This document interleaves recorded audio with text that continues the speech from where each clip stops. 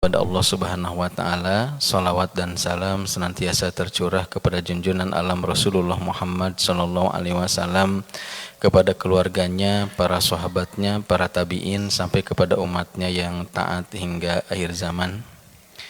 Khairukum man ta'allamal Qur'ana wa 'allamah. Sebaik-baik di antara kamu adalah yang mempelajari Al-Qur'an dan mengajarkannya lagi. Iqra'ul Qur'an fa innahu ya'ti yaumal qiyamah syafi'an li ashabi. Bacalah Al-Qur'an karena Al-Qur'an itu akan datang pada hari kiamat untuk memberikan syafaat bagi para pembacanya. Zayyinul Qur'an bi aswatikum, hiasilah Al-Qur'an dengan suaramu. Al-mahiru bil Qur'an ma'asafaratil kiramil baroroh walladzi yaqra'ul Qur'an wa yata'ta'u fihi falu ajron. Orang yang mahir dalam Al-Qur'an kelak akan bersama para malaikat yang dimuliakan, dan orang yang membaca Qur'an tapi dia terbata-bata maka baginya dua pahala, pahala berusaha dan pahala membacanya. Man qara'a harfan min kitabillah falahu hasanah wa fi kulli hasanatin bi amsalihha wala aqulu alif lam mim harfun walakin alifun harfun wa lamun harfun wa mimun harfun. Barang siapa yang membaca satu huruf dari Al-Qur'an, baginya satu kebaikan, dan tiap satu kebaikan dilipat gandakan jadi 10 kebaikan. Dan aku tidak mengatakan alif lam mim itu satu huruf, akan tetapi alif satu huruf, lam satu huruf, dan mim satu huruf. Beberapa hadis yang tadi disebutkan itu membaca tentang keutamaan dari Al-Quran itu sendiri. Bahkan ada para ulama menyebutkan siapa orang yang dia itu sibuk dengan bacaan-bacaan wirid tetapi dia abai dari membaca Al-Quran, maka dia termasuk khosir, orang rugi. Artinya beliau menyebutkan bahwa sesibuk-sibuk apapun orang membaca wirid-wirid, sesibuk apapun orang itu membaca zikir-zikir, tetap jangan sampai melalaikan dari baca Al-Quran. Karena bacaan Al-Quran itu sendiri itu adalah wirid juga. Bacaan Quran juga itu adalah salah satu bentuk zikir gitu ya. Ada orang yang tidak baca Quran ya, tapi baca wirid, maka lebih bagus wirid tetap jalan tapi baca Al-Quran juga terus dipertahankan jalan gitu. Nah, kenapa sebabnya? Karena pahala baca Quran itu sudah jelas, dan pahalanya itu fi kulli harfin, di tiap huruf gitu. Dan dalam Al-Quran itu apabila dibaca ngandung doa, jika dibaca ngandung tolak bala, jika dibaca itu juga ngandung keberkahan, jika dibaca juga akan mendatangkan ketenangan, jika dibaca juga akan menjadi obat, jika dibaca juga itu akan mengundang keberkahan, dan bahkan dibaca itu akan mengundang rezeki. Maka padilah Al-Quran itu banyak yang disebutkan, ada juga yang tidak disebutkan. Bahkan keutamaan Al-Quran yang tidak disebutkan itu lebih banyak. Oleh karenanya asyraful qiraah, asyraful ulum, wa asyraful istima'. Sebaik-baik bacaan, sebaik-baik ilmu, sebaik-baik pendengaran, bahkan asyraful a'mal, sebaik-baik aktivitas, yaitu adalah aktivitas yang senantiasa ada kaitannya dengan Al-Quran. Baik Bapak Ibu hadirin wal hadirat, kita lanjutkan kajian kita. Sekarang surat Fatir ayat yang ke-7. Saya ingat kemarin pertemuan tarik kita itu sampai ayat yang ke-6 ya. Sekarang ayat yang ke-7, insyaallah kita akan coba tadaburi surat Fatir ayat yang ke-7 ya, surat yang ke-25. Insyaallah kita akan baca ayat 7 sampai ayat yang ke-8. A'udzu billahi minasy syaithanir rajim. الذين كفروا لهم عذاب شديد والذين آمنوا وعملوا الصالحات لهم مغفرة وأجر كبير أفمن زين له سوء عمله فرآه حسنا فإن الله يضل من يشاء ويهدي من يشاء فلا تذهب نفسك عليهم حسرات إن الله عليم بما يصنعون. Baik, sekali kemudian sama-sama A'udzu billahi minasyaitonir rajim. Silakan. A'udzu billahi minasyaitonir rajim. Alladzina kafaru lahum 'adzabun syadid. الذين كفروا لهم عذاب شديد الذين كفروا لهم عذاب شديد والذين آمنوا وعملوا الصالحات.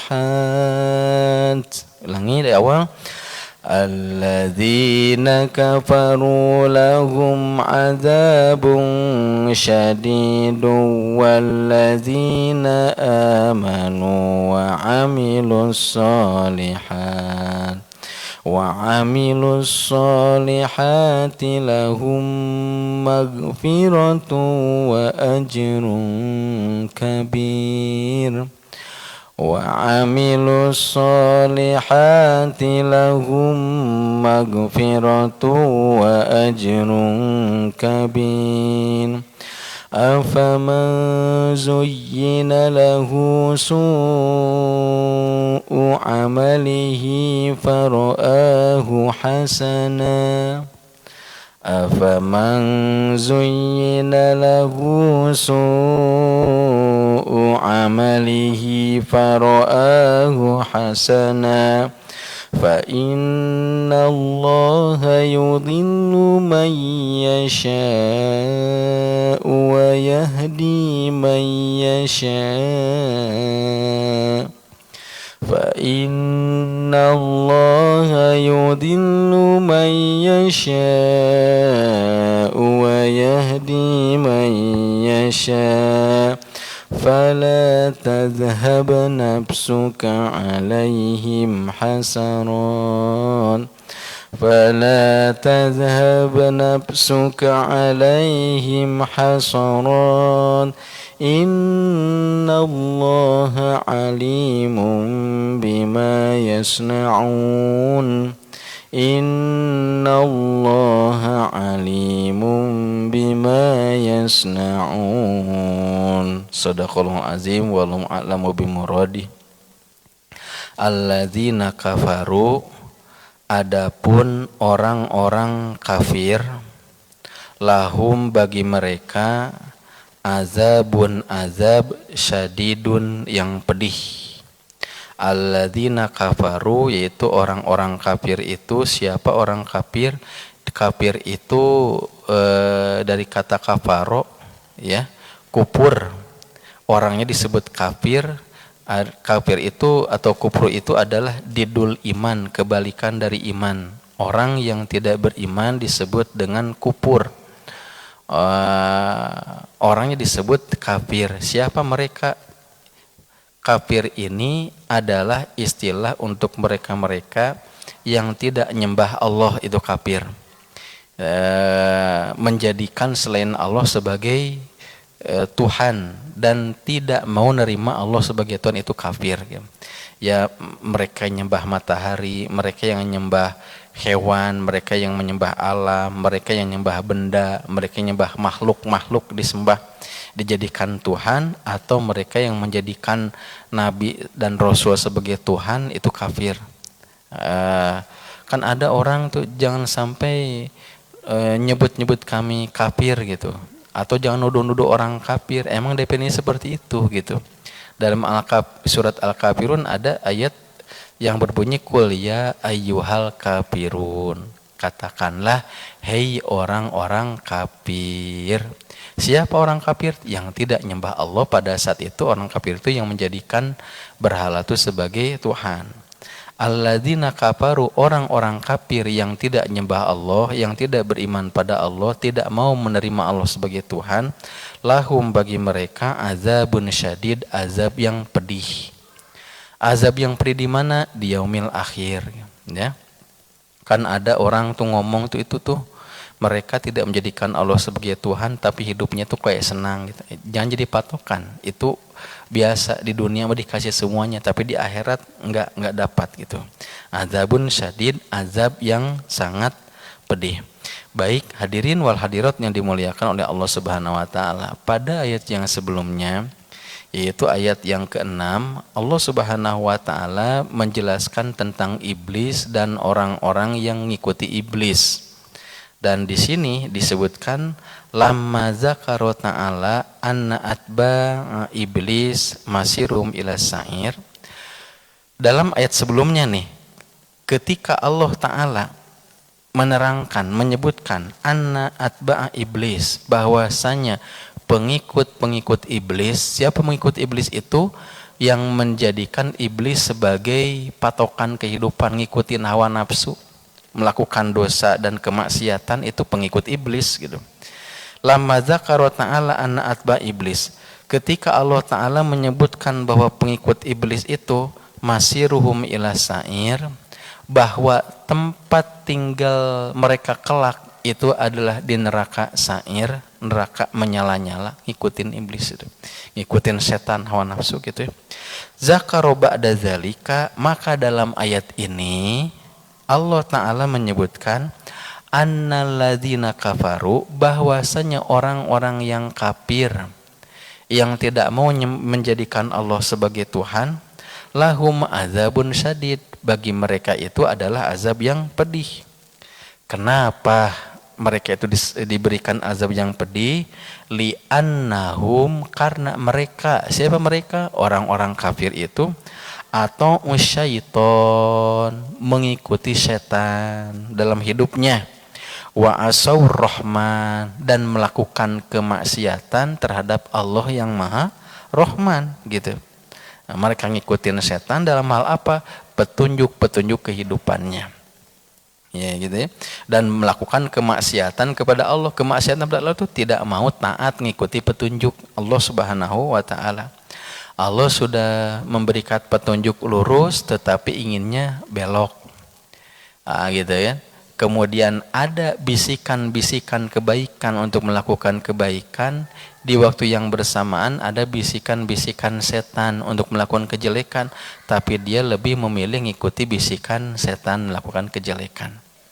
Ketika ada satu amalan kewajiban dia mau melakukan, tapi dalam dirinya ada bisikan untuk tidak melakukan, ngikutin bisikan untuk tidak melakukan kewajiban.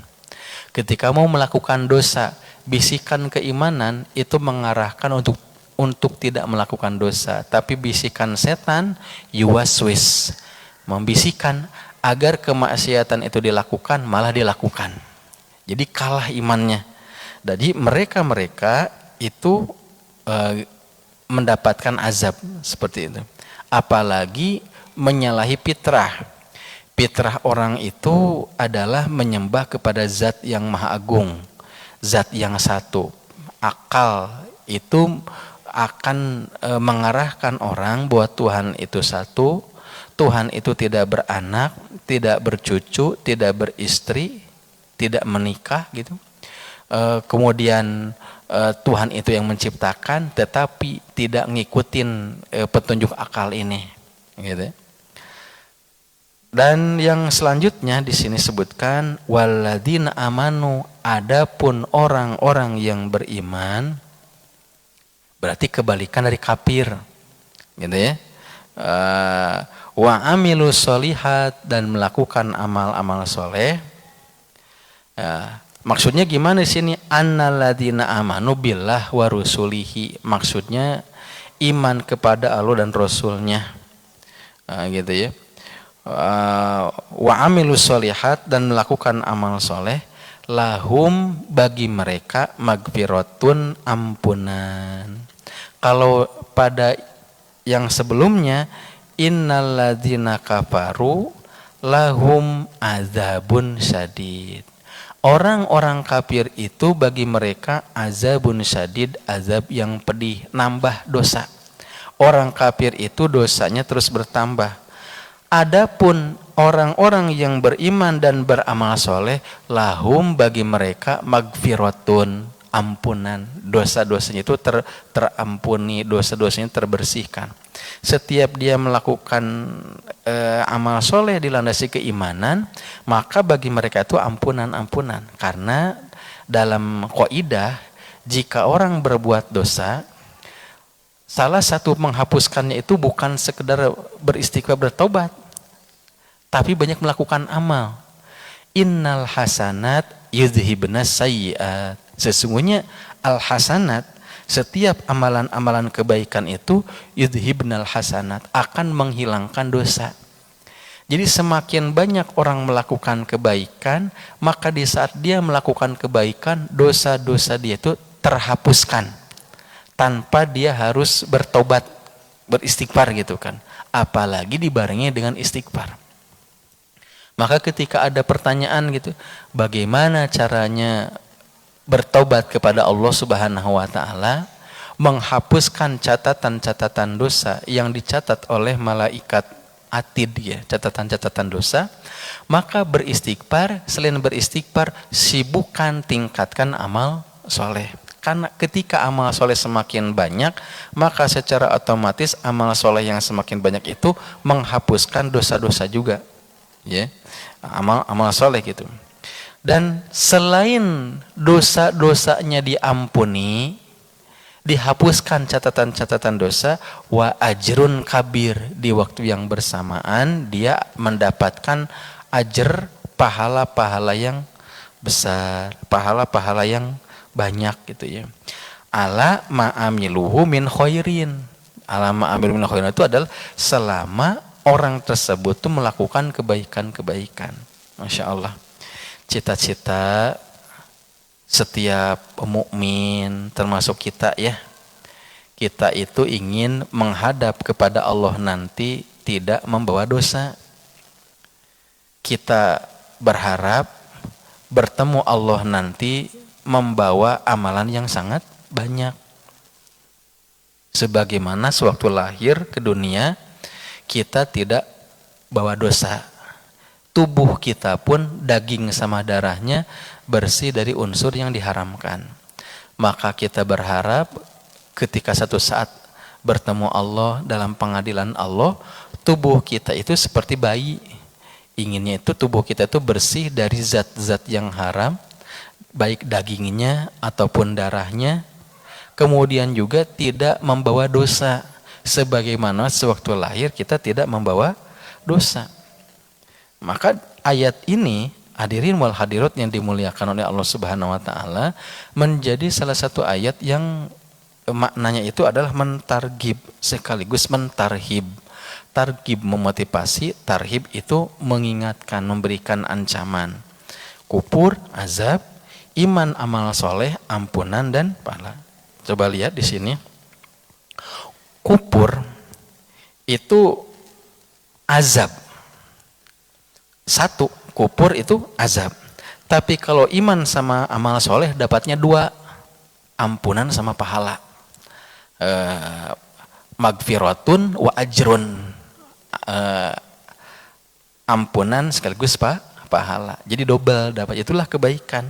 Kebaikan itu dapatnya double, ampunan dan maka para ulama-ulama yang konsen di bidang tazkiyatun nafs, konsen di bidang penyucian jiwa, pembersihan diri gitu kan, memahami bahwa setiap amalan-amalan dalam Islam itu, apapun itu amalannya, baik yang amalnya besar amalan kecil, itu ngandung pahala plus ngandung ampunan dosa. Nah gitu. Contoh misalnya berwudu gitu. Berwudu itu kan amalan agung gitu. Masuk syarat orang mau sholat itu kan bertoharoh. Di antara toharoh itu ada dengan berwudu. Tapi wudu juga itu ngandung ampunan dosa. Kata Imam Al-Ghazali itu ketika ngebahas tentang hakikatul wudu, hakikat wudu, siapa orang yang membasuh wajahnya, maka pada saat itu dosa-dosa mata berguguran.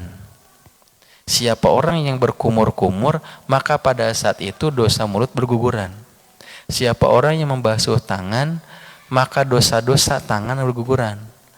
Membasuh telinga, dosa telinga berguguran. Membasuh kaki juga dosa kaki berguguran. Jadi wudu itu, kalau versi Imam Ghazali, hendaklah tumaninah katanya. Jangan cepat-cepat langsung basuh wajah tangan, nikmatin aja pelan-pelan, tapi jangan isrof. Isrof itu jangan terlalu banyak mengeluarkan air, membuang-buang air, sekedar air ngalir aja gitu kan, sewajarnya gitu kan. Jangan gitu air karena mentang-mentang dosa mau berguguran, enggak, ngalir, nikmatin aja pelan-pelan, karena ini membersihkan dosa. Melangkahkan kaki ke masjid itu kan amal kebaikan, dari rumah ke masjid, tapi di waktu yang bersamaan menghapuskan dosa juga. Siapa orang yang membaguskan wudunya, kemudian melangkahkan kaki ke masjid untuk melaksanakan sholat, maka khutwatan satu langkah penghapusan dosa, khutwatan satu langkah itu nambah pahala. Khutwatan satu langkah penghapus dosa, khutwatan satu langkah nambah pahala. Jadi langkah-langkah itu hapus dosa, nambah pahala, hapus dosa, nambah pahala. Semakin banyak orang melangkahkan kaki, semakin banyak ajar, semakin banyak juga dosa-dosa terhapuskan. Sholat gitu juga, menghapuskan dosa juga. Ya, dalam hadis Nabi disebutkan, siapa orang yang sholat sehari 5 kali yang wajib, subuh, zuhur, asar, maghrib, ini yang wajibnya aja. Orang yang sehari sholat 5 waktu itu diibaratkan seperti orang yang mandi di kolam sehari 5 kali katanya, bersih. Jadi ketika orang takbiratul ihram berguguran dosa, ketika dia ruku berguguran dosa, ketika dia sujud berguguran dosa, seperti bergugurannya daun-daun di musim kemarau. Maka kata Imam Ghazali, ada kalanya orang sebelum sholat dia bawa dosa, ketika selesai sholat sampai assalamualaikum doa gitu kan, wirid, maka ada kalanya status dia tuh ketika selesai sholat dosa-dosa emang berguguran, bersih lagi. Apalagi selesai sholat dia doa, dia zikir, dia istighfar, dia taubat, minta ampun pada Allah. Apalagi menghususkan diri melaksanakan sholat sunat taubat gitu kan. Sholatnya 5 waktunya aja itu menghapuskan. Puasa kan jelas, selain nambah pahala, ngandung ampunan dosa kan gitu. Man soma Ramadana imanan wahtisaban ghufira lahu ma taqaddama min dzambi. Tilawah Quran sama juga. Tilawah Quran itu ngandung pahala, ngandung ampunan. Majelis-majelis Quran. Jadi ada satu kitab itu Makhirul Aliyah ya, di tentang keutamaan majelis Al-Quran, majelis ilmu. Ada kalanya orang keluar dari rumah, dia itu banyak dosa, datang ke satu majelis, dia tilawah, kemudian baca ayat, kemudian mengkaji isi, atau dia kumpul-kumpul di majelis ilmu, ngebahas halal haram, maka ketika dia bubar dari majelis, maka dosa-dosanya itu berguguran, bersih lagi. Jadi semua amalan-amalan, iman sama amal soleh itu ngandung pahala, secara tidak langsung ngandung magfiroh, ngandung ampunan dosa. Apalagi ditambah dengan istighfarnya, seperti itu. Maka orang-orang yang tobat gitu kan, ini saya dulu tuh nggak suka sholat, tobat, saya itu dulu berjudi, kemudian tobat, saya itu dulu minum-minum keras, dia tobat. Gimana caranya? Ya udah tinggalkan. Selanjutnya apa? Perbanyak amalan-amalan soleh, amalan-amalan kebaikan. Harapannya semoga amalan-amalan kebaikan, amalan soleh itu nutupin kejelekan-kejelekan, dosa-dosa yang sudah dilakukan tersebut, gitu ya. Jadi ini alladzina kafaru lahum adzabun sadid. Adapun orang-orang yang kafir itu bagi mereka itu azab yang pedih. Walladzina amanu, adapun orang beriman wa aminus solihat dan melakukan amal soleh, lahum bagi mereka itu magfiratun, ampunan, wa ajrun kabir dan pahala yang besar, gitu. Kemudian hadirin wal hadirat yang dimuliakan oleh Allah Subhanahu wa taala, kita lanjutkan gitu ya. Afaman zuyina, maka siapa orang yang zuyina dijadikan indah ya, lahu baginya ya, maka siapa orang yang dijadikan indah, lahu baginya, su'u amalihi, jeleknya satu amalan, maksudnya maka siapa yang dijadikan di dalam pandangannya satu amalan jelek tetapi bagi dia itu indah, gitu kan ya, baik, faro'ahu hasana, sehingga dia melihat, memandang satu kejelekan itu sebagai hasanah, sesuatu yang baik, gitu. Fa innallaha, maka sesungguhnya Allah, yudillu, menyesatkan, man yasha, man orang, yasha yang dikehendaki, wa yahdi dan memberikan petunjuk, man pada orang, yasha yang dikehendaki juga. Di sini hadirin yang dimuliakan oleh Allah Subhanahu wa taala, masih ngebahas mereka. Afaman zuyyina lahu su'u amalihi fara'ahu hasana, maka siapa orang yang dijadikan indah baginya kejelekan satu perbuatan, fara'ahu hasana, di pandangan dia jadi amalan, di pandangan dia tuh baik, dosa, tapi di pandangan mata dia mah baik, ini teh maksiat, tapi di pandangan mata dia itu baik, gitu ya. Di sini maksudnya yakni kal kufari sebagaimana orang-orang kafir. Kufar itu bentuk jamak dari kata kafirun, gitu ya. Jadi yakni kal kufari sebagaimana orang-orang kafir ya. Kal kufari ya. Wal fujjari, dan juga orang-orang yang fajir. Fajir itu orang-orang yang banyak berbuat dosa. Ya, kalau kufar itu ini kan perbuatan kekufuran, tapi di pandangan mata dia bukan kekafiran, kebaikan. Oleh karenanya mereka membela terus kekufurannya. Mereka marah, memerangi orang-orang yang menjelek-jelekan ibadahnya. Atau al-fujar, orang-orang yang berbuat dosa, maksiat yang sangat banyak. Ya, di pandangan mata dia itu bukan maksiat misalnya gitu. Ada orang melakukan kemaksiatan, hati kecilnya itu menyadari itu maksiat, tapi dia lakukan. Ada juga orang melakukan kemaksiatan tapi tidak merasa itu maksiat. Nah, ini yang lebih parah itu yang mana, gitu kan? Yang lebih parah itu berat azabnya adalah mereka yang melakukan kemaksiatan tidak merasa maksiat, melakukan perbuatan dosa tidak merasa dosa. Orang yang melakukan kekufuran tidak merasa kufur. Kalau orang yang dalam hatinya masih merasa ini dosa, nah masih ada lah ini, walaupun dia berbuat dosa, tapi sama-sama jelek. Nah, gitu. Di sini fujar, ya'maluna a'malan sayyi'atan, di mana orang-orang kufar, orang-orang fajir, orang-orang yang bergelimang dosa, ya'maluna a'malan sayyi'atan, mereka itu melakukan amalan-amalan yang jelek, ya. Amal-amalan dosa, gitu kan. Wahum bidzalika, akan tetapi di waktu yang bersamaan mereka itu ya'taqiduna itu meyakini, ya'taqiduna wa yahsibuna, dan mereka menyangka annahum yuhsinuna sun'a, mereka itu melakukan perbuatan dosa, melakukan perbuatan jelek, Akan tetapi annahum yusinuna sun'a, mereka menyangka perbuatan jelek yang dilakukan itu sebagai amalan yang baik, sun'a.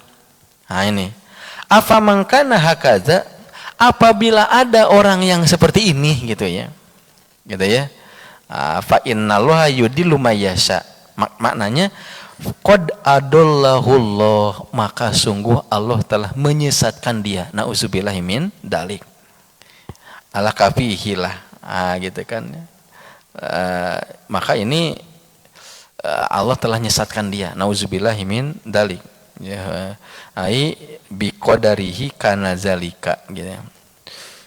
Akan tetapi wayadi mayasya, siapa orang yang diberikan petunjuk oleh Allah itu mereka yang dibuka basirohnya, dibuka akalnya, dibuka hatinya. Ketika dia melihat satu amalan itu jelek di mata Allah, maka dia berusaha untuk menjauhi perbuatan jelek itu. Itu yang diberi hidayah. Mereka yang tahu ini amalan itu baik di mata Allah, di mata Rasul, maka dia berusaha melakukannya dan berusaha untuk istiqomah. Ini kebaikan dia lakukan. Ketika memandang satu kejelekan, ini jelek di mata Allah sama Rasul, harus dijauhi, tapi hawa nafsunya ingin melakukan, maka dia akan lawan itu hawa nafsunya. Tidak akan ikut hawa nafsu. Ini dosa nih, kata hawa nafsu itu lakukan nggak apa-apa. Ini enak gitu kan. Kan di mata dia itu kan indah gitu kan. Tapi bisikan iman sama akalnya menyatakan ini nggak boleh, dia dilarang. Maka dia akan sekuat tenaga melawan hawa nafsu jelek itu. Tapi kalau imannya lemah, kemudian akalnya gelap gitu kan, sudah tidak mandang lagi, nggak apa-apa deh. Nggak apa-apa sekali-kali berbuat dosa gitu kan. Nggak apa-apa nanti gampang tobat gitu. Nggak apa-apalah. Mumpung nggak ada orang yang ngelihat gitu kan. Nggak apa-apalah lagi sendirian ini, apa-apa nggak ada yang kenal, nggak ada yang tahu, lakukan. Nah ini yang melepaskan hidayah dengan sengaja gitu kan. Jadi orang ada hidayah itu tahap pertama itu tahu ini baik, dan baiknya itu menurut pandangan Allah Subhanahu wa taala dan Rasulullah sallallahu alaihi wasallam. Ya, dalam kehidupan kita ini tidak lepas dari kekufuran, tidak lepas dari kemaksiatan. Kalau orang-orang kufur ya dan nyembah Allah, kalau bagi orang-orang yang nyembah Allah itu tidak lepas dari perbuatan dosa. Dosa itu tidak bisa lepas dari yang namanya hawa nafsu. Hawa nafsu itu menguat, iman melemah, menyebabkan jauh dari Allah Subhanahu wa taala. Iman menguat, maka hawa nafsunya itu bisa dia kendalikan. Maka dalam kitab Al-Mustakhlas fi Tazkiyatil Anfus itu Said Hawa menyebutkan dosa-dosa orang itu banyak. Ada dosa mata, ada juga dosa lisan, ada juga dosa telinga, ada juga dosa tangan, ada juga dosa kaki, ada juga dosa perut, ada juga dosa farji, kemaluan, ada juga dosa qalbu, dosa hati. Itu punya cabang-cabangnya. Mata, ada orang kelemahan dia itu nggak bisa jaga mata gitu kan, pandangan mata. Pokoknya tidak bisa nundukkan pandangan lah kepada yang bisa membangkitkan syahwat itu. Ada orang kelemahannya di lisan, ada orang kelemahannya itu di telinga, ada kelemahannya di tangan, di kaki, ada orang kelemahan di perut, di farji gitu. Ada juga orang bisa menjaga matanya, bisa dijaga, lisannya dijaga, telinganya dijaga, tangan, kaki, farji, hati, perut bisa dijaga, tetapi dia tidak bisa menjaga kolbu dari kesombongan. Ada seperti itu. Ini ada contohnya. Jadi semua dosa itu ada cabang-cabangnya, tapi pusatnya satu. Pusatnya satu. Jika pusat ini bisa dijaga, aman itu. Mata, lisan, tangan, kaki, indah yang lain itu. Tapi jika tidak dijaga, apa itu? Yaitu ittibaul hawa. Intinya itu ngikutin hawa nafsu. Jika hawa nafsu bisa dikendalikan, aman. Tapi kalau nggak bisa mengendalikan, bisa kemana-mana itu buyar. Ya ibarat benteng gitu kan. orang tuh punya benteng kuat. Ini ada penjaga. Ini misalnya ini benteng itu hati itu penjaganya apa? Tangan, ini mata, ini apabila ini lolos masuk ke yang lain-lain seperti itu. Khuffatin nar bil maladzat wa khuffatil jannah bil makarih. Jadi neraka itu senantiasa dikelilingi dengan hal-hal yang melezatkan, sedangkan surga senantiasa dikelilingi dengan hal-hal yang tidak mengenakan. Apa makna jadi innallaha yudilu mayyasha wa yahdi mayyasha dalam ayat ini tuh untuk menjelaskan bahwa di antara petunjuk yang Allah Subhanahu wa taala berikan kepada seorang hamba itu dijaganya dia dari dosa, dijaganya dari kemaksiatan. Seperti itu. Maka di antara yang disampaikan oleh Rasulullah Shallallahu Alaihi Wasallam ketika berbicara tentang masalah nikmat, ya nikmat petunjuk huda katanya. Di sini dari An Zaid ibni Abi Aufa, dari Zaid bin Abi Aufa qala kharaja alaina Rasulullah Sallallahu Alaihi Wasallam. Rasulullah itu pernah keluar atas kami bersama kami ya. Faqala, maka Rasulullah SAW mengucapkan alhamdulillahilladzi yahdi minad dolalati wa yulbisud dolalata ala man ahabba. Alhamdulillah, segala puji milik Allah, alladzi yang yahdi minad dolalah, yang memberikan petunjuk dari kegelapan, dari kesesatan. Segala puji bagi Allah yang telah memberikan petunjuk dari kesesatan, kegelapan. Kepada siapa? Kepada para sahabat-sahabat yang ada. Wa yulbisud dolalah, dan segala puji milik Allah yang yulbisud dolalah, yang menjaga itu dolah kegelapan, menahan kegelapan, menahan kesesatan, alaman ahabba, pada orang yang dicintainya. Artinya orang yang berada dalam petunjuk bisa aja hilang itu petunjuknya, hilang hidayahnya.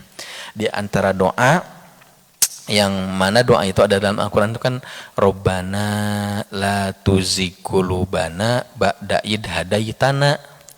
Rabbana, wahai Rabb kami, wahai Allah, la tuzigh qulubana, jangan engkau balikan hati kami. Ba'da idh hadayatana, setelah engkau berikan petunjuk hidayah pada kami, jangan kau balikan lagi gitu. Kemudian di sini disebutkan hadis Nabi, innallaha ta'ala khalaqa khalqahu fi zulmatin summa alqa alaihim min nurihi faman asobahu min nurihi yauma idzin faqadih tada wa man akhta'ahu minhu dolla falizalika aqul qalam ala ma'alimallah. Artinya apa? Innallaha ta'ala, sesungguhnya Allah ta'ala itu khalaqahu, menciptakan makhluknya fi zulmatin, dalam kegelapan.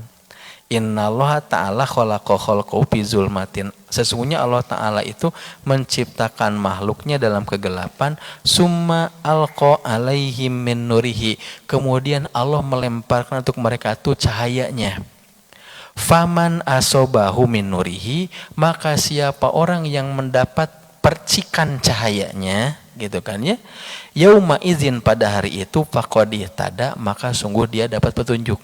Allah menciptakan makhluknya dalam kegelapan, ketidaktahuan, kemudian Allah Subhanahu wa taala melemparkan cahaya. Siapa orang yang mendapat percikan cahayanya, maka dia mendapatkan petunjuk hidayah. Waman akhta'ahu, dan siapa orang yang tidak mendapatkan percikan cahaya dari Allah Subhanahu wa taala, minhu, darinya, dola, maka dia sesat itu. Dan salah satu asbab petunjuk hudan itu adalah ilmu ya. Jadi semakin bertambah ilmu, semakin banyak ilmu, maka insya Allah akan nambah petunjuk dari Allah Subhanahu wa taala. Mungkin ini dulu yang bisa disampaikan ya, bersambung lagi. Siap-siap salat Isya saja. Subhanakallah bihamdik asyhadu alla ilaha illa anta astaghfiruka wa atubu ilaik. Assalamualaikum warahmatullahi wabarakatuh.